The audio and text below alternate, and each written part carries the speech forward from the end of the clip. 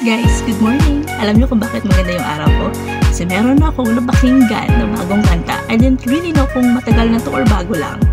Pero nakakatawa, medyo patawa siya. Gusto niyo marinig? Sure! Maluho kasi ku, medyo magasta. Mahilig kasi ku, yaman o masta.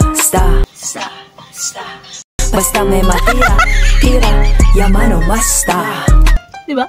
Patawa sa inyo. Ay, hindi. Pati pala sa akin. Pero, wait lang. Pinagpaguran nyo naman. Okay, gumastos. Wala naman siguro masama doon. But actually, in my case, hindi ako masyadong mag-gastos sa sarili ko. Baka magtanong kayo, nagka-travel ka nga sa abroad. Yes. Bumibili ka nga na kung ano-ano. Matagal ko yung pinag-isipan bago ko bilhin.